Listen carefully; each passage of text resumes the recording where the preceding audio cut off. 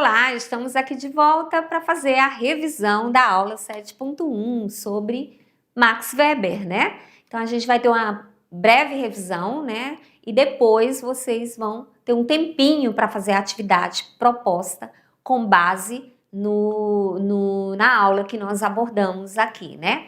Então a gente está estudando ao longo dessas 3 aulas, das 4, né? Porque estudamos o Augusto Comte, estudamos o Émile Durkheim, o Max Weber e o Karl Marx, né? E hoje a gente finalizou exatamente com Max Weber.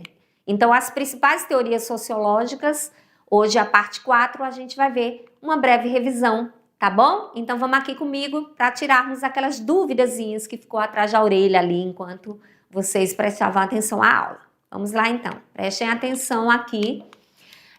As teorias, então, de Max Weber, né? Então, a gente viu sobre a racionalização do mundo social, lembram? É um dos pontos centrais do pensamento de Max Weber, que, em linhas gerais, significa o processo histórico em que as ações, né? As ações humanas, elas passam a ser cada vez mais orientadas pela razão e pela eficiência e pelas regras formais, né? Em vez de ser pela tradição como era antes, pelos costumes ou crenças mágicas. Portanto, para Max Weber, a racionalização do mundo é exatamente o processo pelo qual a vida social, né, moderna, se torna cada vez mais organizada, de forma lógica, calculável e previsível, né? A gente também viu, né, lembram aí, sobre a ação social, né? Então, o que é a ação social, só para a gente lembrar, né? Então, a ação social, na análise weberiana, ela quer dizer que os seres humanos, eles são agentes ativos, né, dentro de uma sociedade. Não é a sociedade sozinha, né? Não é a sociedade sozinha, nem as estruturas, como o Estado, a economia, né, ou a religião, que determinam o sentido da vida ou da história, né? Mas quem dá sentido às ações, né, e aos acontecimentos é o indivíduo. Então, a gente viu aí uma diferença entre Durkheim, né, e Max Weber, né? Então, a gente vê que enquanto para Durkheim a sociedade está acima dos indivíduos e os indivíduos, eles, quando nasce, a sociedade já existe, né? As instituições já estão ali. Então, para Max Weber, não. Né? Então, ele diz que quem dá sentido às ações e aos acontecimentos é o indivíduo dentro da sociedade, por meio de suas escolhas, de suas restrições e de suas interpretações, né? A gente também viu os 3 tipos de dominação do qual Max Weber traz, né, em seus estudos, né? Então, para ele, a sociedade, ela tem esses 3 tipos de dominação, que ele chamou de legítima ou pura, que é a dominação tradicional, que está ligada às tradições, à obediência, né, sem questionar. Então, essa dominação tradicional é exatamente voltada para as sociedades, né, aquelas sociedades tradicionais que vivem muito da tradição, né, passada de pai para filho, de geração para geração, né.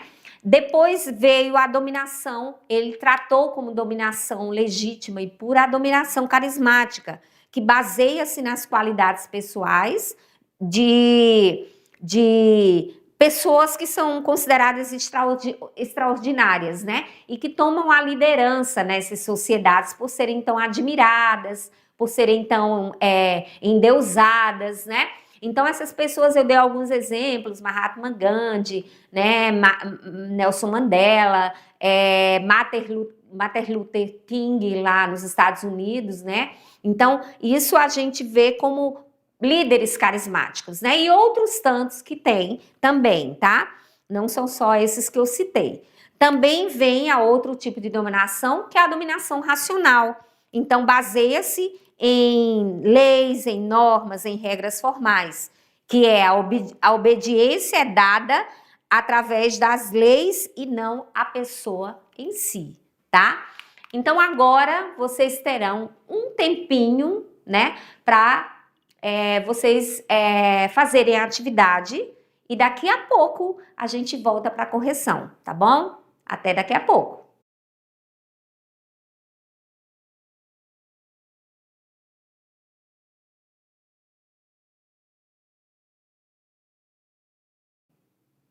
Já de volta, fizeram a atividade então? Tiveram um tempinho aí bacana, né? E eu sei que vocês já fizeram aí a atividade. É muito importante, né? Vocês fazerem as atividades, né? E verem o que erraram, o que acertaram, né? E ter paciência, quando for fazer a leitura. Não é querer terminar rápido, ler atropelado, porque alguma palavra, às vezes, ela pode dar um sentido totalmente diferente à questão. Então, é muito importante vocês estarem atentos a essa leitura, né, das questões. A gente agora vai para as correções e vamos então para a primeira questão aqui no quadro. Questão 1. A ação social, incluindo tolerância ou omissão, orienta-se pela ação de outros, que podem ser passadas, presentes ou esperadas como futuras.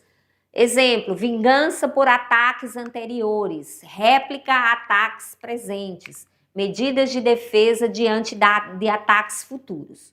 Os outros podem ser individualizados e conhecidos ou uma pluralidade de indivíduos indeterminados e completamente desconhecidos. Está de Max Weber, né? A ação social e relação social. Vamos então ver o que a questão pede. Max Weber, um dos clássicos da sociologia, autor dessa definição de ação social, né? A gente viu o que era essa ação social, olha só, que para ele constitui o objeto de estudo da sociologia, exatamente a ação social dos indivíduos dentro de uma sociedade. Ele apontou a existência de 4 tipos de ação social. Quais são esses 4 tipos que nós, inclusive, falamos na aula, tá? Primeiro, a ação tradicional, letra A ação afetiva, a ação política com relação a valores e a ação racional com relação a fins? Ou será que é a letra B? A ação tradicional, a ação afetiva, a ação racional e a ação carismática? Ou será, então, que é a letra C? A ação tradicional, a ação afetiva, a ação política com relação a valores, a ação política com relação a fins. Ou letra D, ação tradicional, ação afetiva, ação racional com relação a fins, ação racional com relação a valores. Ou letra E, ação tradicional, ação emotiva, ação racional com relação a fins e ação política não esperada. Vamos ver o que vocês marcaram. Vamos ver então. Aê, letra D. A ação tradicional, a ação afetiva, a ação racional com relação a fins e a ação racional com relação a valores. Não confundam, né? A ação, os tipos de ação social com os tipos de dominação. Os tipos de ação social são 4. Né, do qual nós definimos aqui. Os tipos de dominação pura são 3, né? Então, não confundir, tá? 2. Max Weber, um dos fundadores da sociologia, ele tinha amplo conhecimento em muitas áreas. É o que eu mostrei na biografia dele, inclusive, né? Ele era formado em Direito, mas ele também passeava muito pela economia, pela teologia, né? Então, ele tinha conhecimento em muitas áreas afins, tais como economia, direito e filosofia, olha só. Assim, ao analisar o desenvolvimento do capitalismo moderno, ele buscou entender a natureza e as causas da mudança social. Em sua obra, existem 2 conceitos fundamentais, ou seja, quais são os conceitos fundamentais que ele buscou entender as mudanças sociais e as relações sociais. Cultura e tipo ideal, é isso? Letra B, classe e proletariado. Letra C, anomia e solidariedade. Letra D, fato social e burocracia. Ou letra E, ação social e racionalidade. O que é que vocês entendem, né, por isso? O que é que vocês entendem? Qual delas vocês marcaram? Vamos lá. Letra E. Exatamente quem marcou a letra E está corretíssimo, né? Ação social e racionalidade, tá? Então, é isso do qual, em sua obra, são conceitos fundamentais para entender o método, a metodologia usada por Max Weber para estudar as relações sociais. 3. O autor clássico da sociologia, né, Max Weber, diante da complexidade e da multiplicidade das ações sociais presentes na sociedade, ele utiliza o denominado tipo ideal. Lembra quando eu falei? Não é aquele tipo ideal que a gente fala de alguém. Ah, fulano é meu tipo de homem, ou fulano é meu tipo de mulher, né? Ou aquela criança é uma criança que o tipo de criança que eu admiro, né? Essa criança por ser obediente, né? Não é esse tipo ideal, né? Ele denomina, utiliza o termo tipo ideal ou tipo puro em suas análises sociológicas. Com base nos conhecimentos prévios sobre o tipo ideal na sociologia compreensiva de Max Weber, assinale a alternativa correta, tá? Então vamos ver. A construção do tipo ideal representa um conjunto de conceitos provisórios que orienta as análises sociológicas sobre as ações sociais. Será que é essa? B. A construção do tipo ideal permite a verificação sociológica da existência de um sentido objetivo e uma lei explicativa para as ações sociais? Ou C. O tipo ideal é o meio através do qual se determina o devir histórico das ações sociais empreendidas pelas classes? Ou será que é a letra D? O tipo ideal exprime o fim justo e verdadeiro da explicação sociológica sobre as relações causais entre as ações sociais? Ou, por fim, a letra E. O tipo ideal significa a aplicação de um sistema ético e moral na pesquisa sociológica sobre as ações sociais. Vamos ver então se vocês acertaram aí, colocaram a resposta correta. Letra A. A construção do tipo ideal representa um conjunto de conceitos provisórios que orienta as análises sociológicas sobre as ações sociais. Exatamente a letra A. Agora, decolando, né, para o Enem, decolando para o futuro. Vou botar aqui.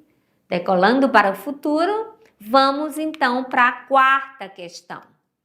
No conjunto da sua sociologia compreensiva, o sociólogo alemão Max Weber define a ação social como ação, tá? Ou seja, cuja intenção fomentada pelos indivíduos se refere à conduta de outros orientando-se por ela. Então, o que ele quer saber, né?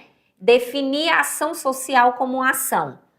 A gente já leu. B, racional, em que o agente associa um sentido objetivo aos fatos sociais? Ou será que a letra C, desprovida, a ação social é desprovida de sentido subjetivo e motivacional?